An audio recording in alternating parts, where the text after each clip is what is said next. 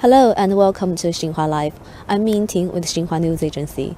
I'm now reporting from southeast Fujian Ningde City, and right now I'm standing at the Dongbi Village, which belongs to Shapu County. It also belongs to Ningde City. And known for its tideland aquaculture, Shapu County in Fujian province attracts a lot of tourists and photographers for its unique coastal scenery.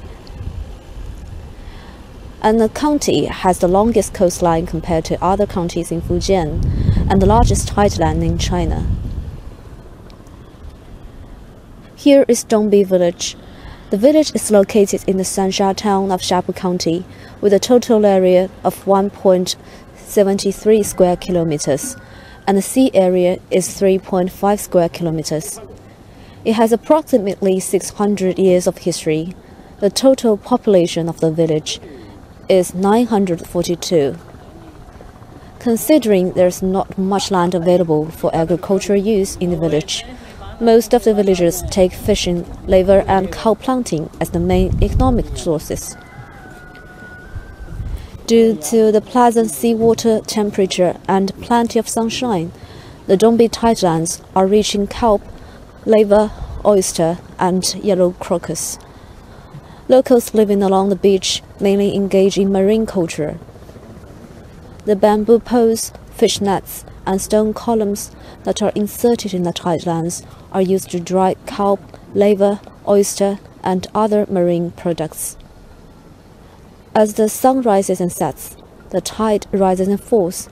The bamboo poles, fishing boats, and fish nets form various spectacular sceneries.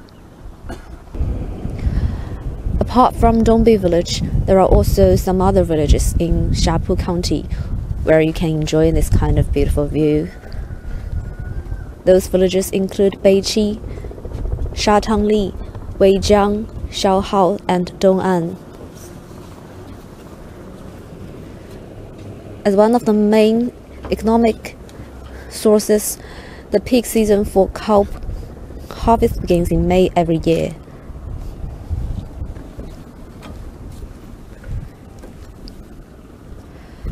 There are also many fishermen in Dongbi Village. Such living arrangements date back to Tang Dynasty, when fishermen in East Fujian settled down on their fishing boats to escape the chaos caused by wars. These fishermen lived by collecting marine products on the sea. They were named the nomads of the sea. In ancient times, they were not allowed to go ashore or marry the people living along the beach. Wedding and funeral ceremonies were held on the boats. But in recent years, with the help of the local government, the fishermen began to build their houses along the nearest beach. However, most of them prefer to live on the boats, where there are home appliances. The fishing village on the sea used to be called offshore Venice by tourists. It was not only awe-inspiring scenery, but also a way of life.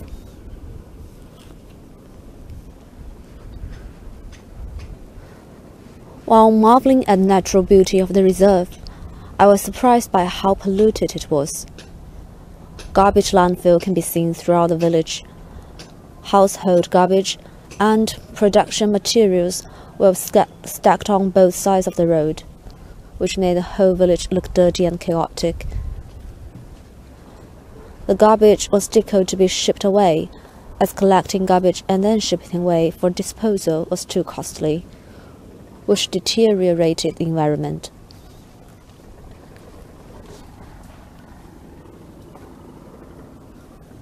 To tackle this problem, about 3 years ago, the village vowed to clean up the garbage, an environmental tumor that the officials believe they had a responsibility to help eradicate.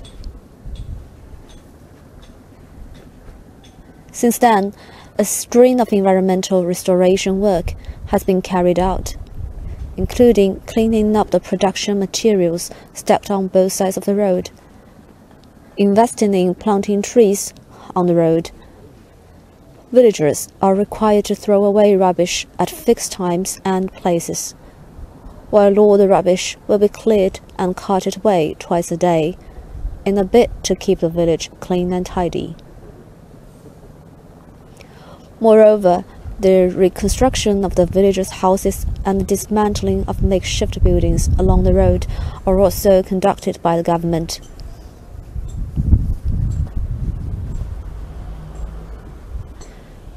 In 2014, Dongbi Village was listed in the provincial Beautiful Rural Construction Plan launched by the provincial government.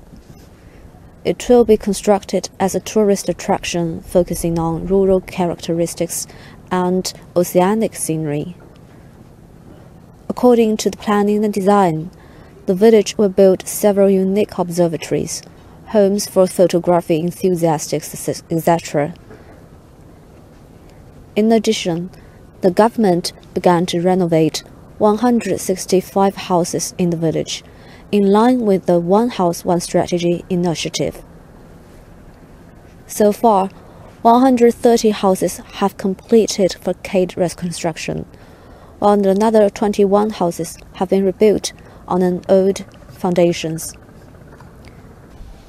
As the scenery is so attractive, there are a lot of photographers. Some are amateur, but some are professional. They always flock in here and take photos of this beautiful village and the tidelands. So here next to me is a local photographer, and he comes to Dongbi several times, and he has taken a lot of pictures about this village. So let's have a word with him. Hello, Mr. He. 何老师您好，请问这个就是您大概到东壁来过多少次？还有印象吗？要说来过，那肯定记不清，起码有成千上万次了，十几年。Okay, here is Mr. He, and according to him, he's been to Dongbi Village for photographing for about decades, and he's taken a lot of pictures, like hundreds or even thousands of pictures.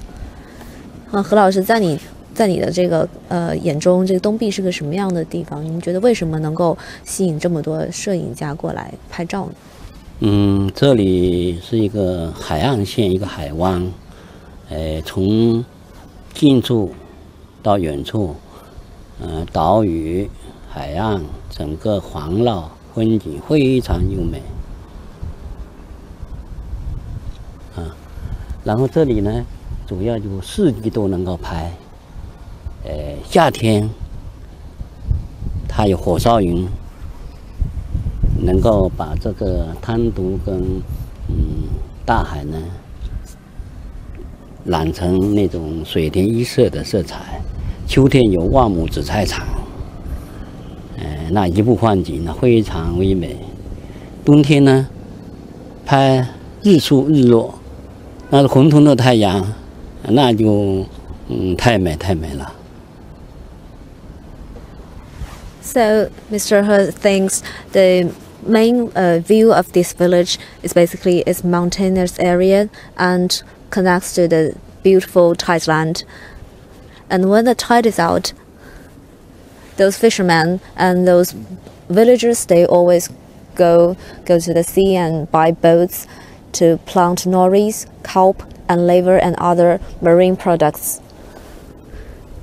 And in Mr. He's eyes, the scenery of the tideland is always so breath-catching during the whole year, no matter winter, autumn, summer, or spring. You can always enjoy different kind of view in different seasons. And the most magnificent view of this village is basically its sunrise and sunsets. So a lot of tourists and photographers, they always gather here to take a picture of the sunsets and sunrise, which you can't probably taken from any other countries or any other regions. 这里，它有一种除了风光以外，还有一种就是人文的渔民劳作的场景。一开始的时候，大家都在等待，等啊，有时候，海内外的引友来了以后，等不到，那怎么办呢？我们就还原那种原生态的一种场景吧，然后设计了渔民劳作的这样的一种场景，他们都叫渔模吧。那这个场一催生以后呢，那很多人来拍得非常乐意，非常开心啊。结果呢，他们自驾旅行团啊，想住这个地方，所以又发展了一些民宿啊，让人家居住啊，然后看海，每天都有人来这里观光旅游，从摄影向旅游业发展啊。谢谢。好，谢谢您，何老师。Okay, thank you, Mr. He. And Mr. He just introduced a new career called the fishing model, which is also quite unique in Shapu County. It reminds me of a person I met several years ago. I came across a woman 1 year ago when I first came to Shapu. Her name is Yang Xuexiang. She is from Shapu County. Once plowed her local waters daily, but now she's a model. Thanks to its magical, dreamy scenery all year round, the county attracts many photographers like Mr. He, and so a new occupation has emerged for local people, fake fishermen. From many people's perspectives, no picture of a Thailand view picture is complete without fishermen catching fish or casting their nets. Planting nori, repairing nets and catching fish are the classical images photographers crave. Before 2008, Yang and her husband went fishing every day, making less than 100 yuan a day. According to her, one day during the slack fishing season, some photographers came to her village to take photos. Photographers asked if someone could pose for them, and other people in the village all refused, but only Yang Xuexiang has agreed. She was embarrassed at first because it was the first time of her life that so many people had taken pictures of her. There are now more than 200 fishermen working as models full-time or part-time in Shapu County, making about 4 times as much money as they did in the past. So, I guess we've had enough beautiful sceneries of this fishing village, and for further information about what kind of efforts the local government has taken out to improve the environment, my colleague Zhang Yizhi will be reporting from the inner side of the village, and he's gonna interview the local officials to see what kind of efforts have been conducted over the past 3 years.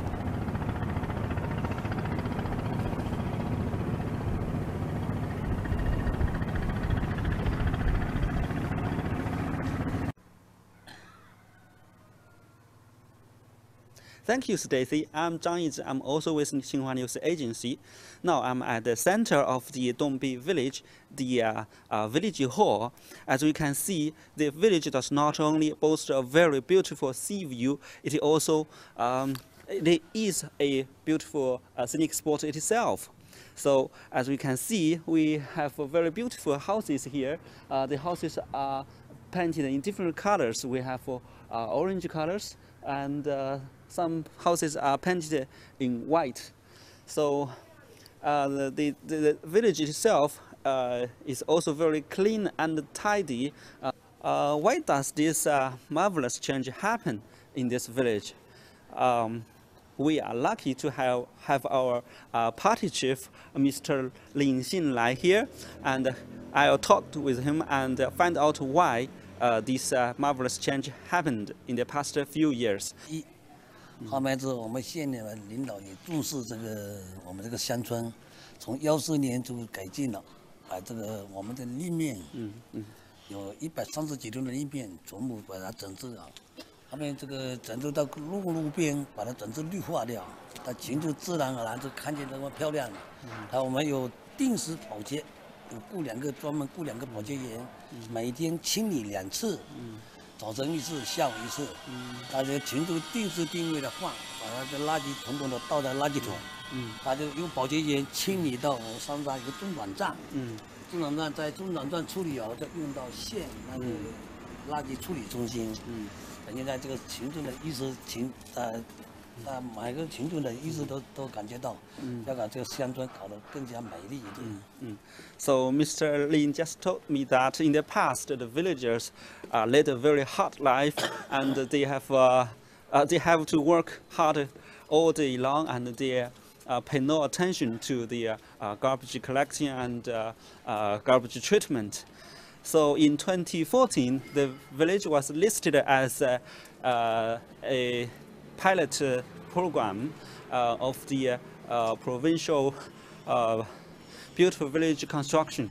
So about 22 million yuan, that is $3.6 US were invested by the government.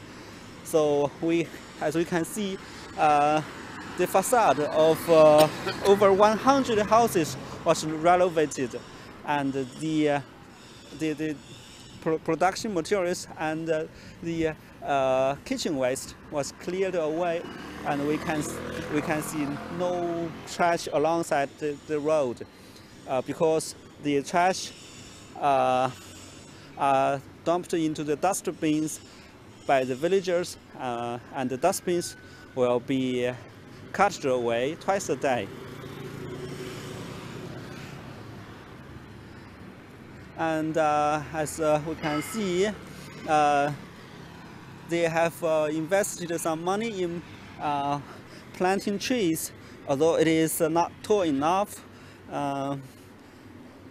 And they also built some observatories for the photographers, because this is a great spot to taking photos.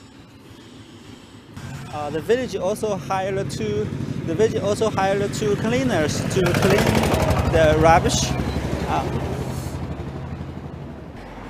So the government has invested a lot to build beautiful houses in the village. These houses, as the party chief Mr. Lin told me, this was designed by the Designing Institute of Tianjin Municipality, which is located in North China. So this is painted in white, and which reminds me of some Greek town in Mediterranean. 重建一个那个中巴旅游的停车场嘛，还有底下要建设，我奥搞底要建个这个休闲小渔船广场，还有这个我的路边这个灯线啊，路灯线路不够完整，我准备再把它整理一下，是让旅游人来看一下比较顺眼一点，是不是？ So Mr. Lin just told me that he had very ambitious future plans for the renovation of this village. So first of all, he wants to build a larger parking lot, as the parking lot right now is not large enough to accommodate hundreds of tourists who would flock in the village during weekends and holidays. And second, he wants to build a leisure square for villagers and tourists, because he wants to build a platform for the tourists and villagers to enjoy the beautiful ocean view. And thirdly, he wants to renovate the electro wires, because it is now in the air, which is not as beautiful as one can expect, and to bury them underground. As the environment, the living environment of the village keep improving, this village attracts more and more tourists to enjoy the ocean view. So every day, hundreds of people would come to this village, and which boosted the catering business and such as hotels and restaurants. Thank you for staying with us, and I think that's all for today's program. If you are interested in our program, please share it with your friends on Facebook, Twitter, and YouTube. In the future, we will bring you more stories about China and the Chinese villages. So see you next time. Bye bye.